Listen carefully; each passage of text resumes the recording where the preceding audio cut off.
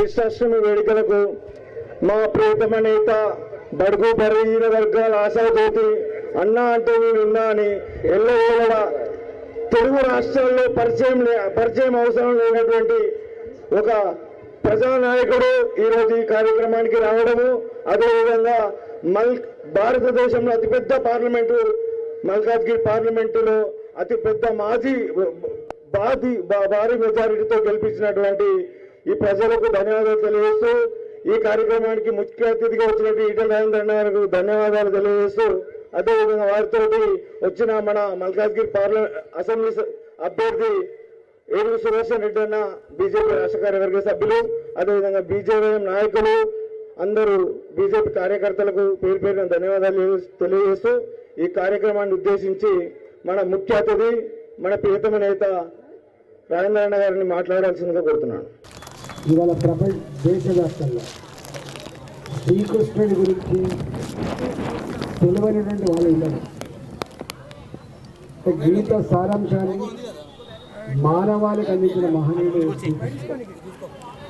మానవ సంబంధాలు ఎట్లుండాలి, రాజ్యం ఎట్లుండాలి, ప్రజలు ఎట్లుండాలి, రాజు ఎట్లుండాలి, మనిషి అనేవాడు తనకున్న పరిధి ఏంటి, మనిషికి ఉన్నటువంటి దాని వెసులుబాటు ఎంత అని చెప్పి విడమర్చి చెప్పిన మహనీయుడు శ్రీకృష్ణ భగవానుడు. శ్రీకృష్ణ భగవానుడు అనేక గీత ఉపదేశం చేసిండు. అలా ఇంపార్టెంట్ ఏంటంటే మనిషి అనేటువంటి జీవితం చాలా చిన్న జీవితం. అన్ని జీవితాల కంటే, అన్ని జీవాల కంటే పరమ పవిత్రమైన జీవితం మానవ జీవితం. మనిషి మాత్రమే తనకున్నటువంటి దాన్ని ఇతరులు జీవి మన మానవ జీవి. ఈ మనిషి ఇంత చిన్న జీవితం ఉండే మనిషి ఎందుకో అలడపడతా ఉంటాడు. సంపద కోసం అలడపడతాడు, పదవి కోసం అలడపడతాడు, ఆధిపత్యం కోసం అలడపడతాడు. ఆ ఆధిపత్యం కోసం అలడపడుతున్నప్పుడు శ్రీకృష్ణుడు చెప్పిన మాట ఏంటంటే, బాబు నువ్వు నిమిత్త మాత్రమే బాబు. నిన్న ఇవాళ నీవు అనుభవిస్తున్న ఈ పదవి నిన్న వేరే వాళ్ళు అనుభవించారు, రేపు మరొకడు.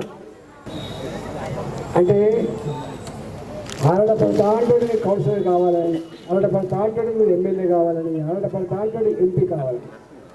అలాంటి వాళ్ళకి శ్రీకృష్ణుడు చెప్పిన మాట ఏంటంటే, నీవు ఇవాళ ఆరుడపడేటువంటి నీ కౌన్సిలర్ పదవి నిన్న వేరే వాళ్ళు అనుభవించిండ్రు, ఇవాళ నువ్వు పోటీ పడుతున్నావు, రేపు మరొకరు పోటీ పడతానని చెప్పారు. ఇవాళ నువ్వు అనుభవిస్తున్న ఈ సుఖం, నీ దగ్గర ఉండే ఈ సంపద నిన్న వేరే వాళ్ళ దగ్గర ఉండే ఇవాళ నీ దగ్గర వచ్చింది, రేపు ఇంకోటి పోతుందని చెప్పాడు. అంటే అధికారం శాశ్వతం కాదని, సంపద శాశ్వతం కాదని, సుఖం శాశ్వతం కాదని చెప్పిన మహనీయుడు శ్రీకృష్ణ భగవానుడు మనిషికి చెప్పాడు.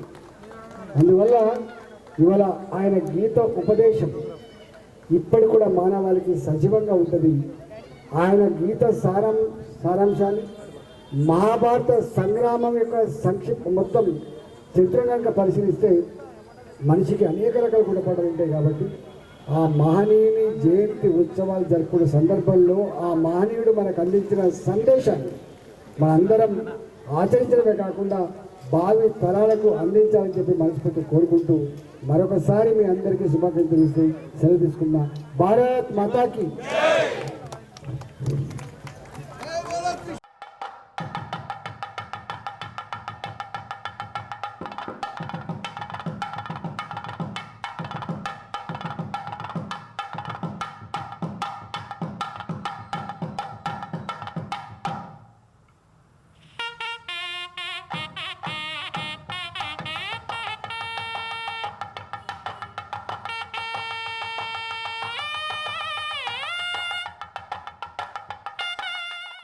కీర్తి ప్రతీక, హిందూ బంధువుల గుండె చెప్పుకునేటువంటి ఓంకార ధ్వజాన్ని సామాజిక సామరస్యత కళామంచ్ జాతీయ కన్వీనర్ శ్రీ అప్పల ప్రసాద్ గారు మరియు మల్కాజ్గిరి పార్లమెంట్ సభ్యులు ఈటల రాజేందర్ గారి సమక్షంలో పతాకావిష్కరణ గావిస్తారు. అందరూ సహృదయంతో లేచి నిలబడి భగవద్ధ్వజానికి వందనం చేయాల్సిందిగా కోరుతా ఉన్నాం. భారత్ మాతా కీ भारत माता की जय श्री राम, जय श्री राम,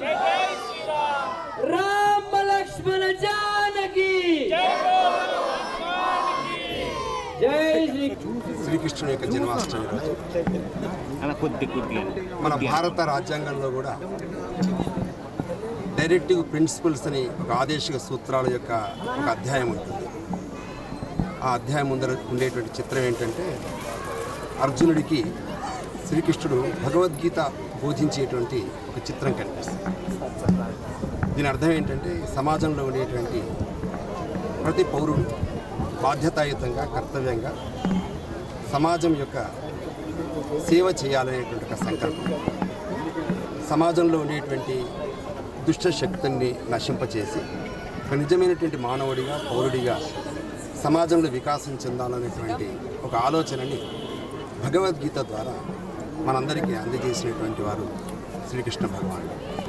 ఇక్కడ శ్రీకృష్ణ జన్మాష్టమి అనేటువంటిది దేశం యావత్తు ఈ సమాజంలో కుటుంబాల్లో ఉండేటువంటి చిన్నపిల్లలు, ఆడపిల్లలైతే గోపికల వేషాలు, చిన్నపిల్లలైతే శ్రీకృష్ణుని వేషాలు వేట్ యొక్క ఉద్దేశం ఏంటంటే కుటుంబం యావత్తు భగవతి యొక్క సందేశాన్ని తీసుకుని వెళ్ళాలి.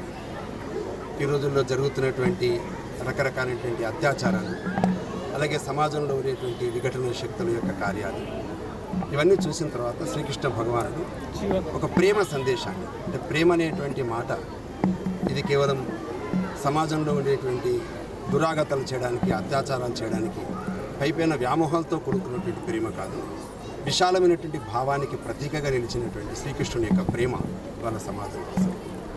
శ్రీకృష్ణుడు ఏ విధంగా అయితే ప్రపంచాన్ని ప్రేమించాడు, అదేవిధంగా మానవుడు కూడా ఒక వసుధైవ కుటుంబం కల్లా ప్రపంచాన్ని ప్రేమించేటువంటి గుణాన్ని సంపాదించాలా అనేటువంటి ఒక సందేశాన్ని ఇవ్వడమే శ్రీకృష్ణ జన్మాష్టమి యొక్క ప్రధానమైనటువంటి ఉద్దేశం. భారత పౌరుడు ప్రపంచంలో ఎక్కడ ఉన్న శ్రీకృష్ణ జన్మాష్టమి కార్యక్రమాన్ని గొప్పగా నిర్వహిస్తాం. ప్రపంచంలో అభివృద్ధి చెందినమని చెప్పుకునేటువంటి పాశ్చాత్య దేశాల్లో కూడా భారతీయ సంస్కృతి సాంప్రదాయాలు ఆ దేశాలకు కూడా అందించిన ఘనత భారతదేశానికి మాత్రమే దక్కింది. ఇంతకుముందు అప్పాల ప్రసాద్ గారు చెప్పినట్టుగా మానవ సంబంధాలు ఎట్లా ఉన్నానో, మనిషి తన కర్తవ్యాన్ని ఎట్లా నిర్వహించానో, ధర్మాన్ని కాపాడడంలో నిర్వహించాల్సిన పాత్ర ఏంటో, రాజు ప్రజలు ఎట్లా ఉన్నానో అవన్నిటి కూడా, అంటే మానవ ప్రపంచం ఉన్నంత వరకు ఈ సంబంధాన్ని సజీవంగా నిలిపినటువంటి, సజీవంగా చెప్పినటువంటి మహనీయుడు శ్రీకృష్ణుడు. ఇక అర్జునునికి గీతోపదేశం చేస్తున్న సందర్భంలో అర్జునుడు ఒకటే మాట్లాడతాడు, నువ్వు నిమిత్త మాత్రమే పాత్ర నువ్వు చేయాల్సిన కర్తవ్యం నువ్వు చేస్తాపో అని చెప్పి తన యొక్క కర్తవ్యాన్ని గుర్తించిన మహనీయుడు శ్రీకృష్ణుడు. కాబట్టి ఇవాళ రాబోయే కాలంలో రాబోయే తరాలు దీన్ని సజీవంగా గుండెలో నిలుపుకొని దాన్ని ఆచరిస్తేనే మానవ కళ్యాణం సంపూర్ణంగా సిద్ధిస్తుంది. కాబట్టి ఇవాళ శ్రీకృష్ణుని జన్మాష్టమి సందర్భంగా వాడవాడలా ఎక్కడికక్కడ మరొకసారి ఆ గీత సారాంశాన్ని, ఆ మానవ సంబంధాలని, నిజము చెప్పినట్టుగా మనుషుల మధ్య ప్రేమ సంబంధాలని ఇవాళ మరోసారి గుర్తు చేసుకునే గొప్ప సన్నివేశంగా భావిస్తూ ఈ పండుగ సందర్భంగా అందరికీ శుభాకాంక్షలు.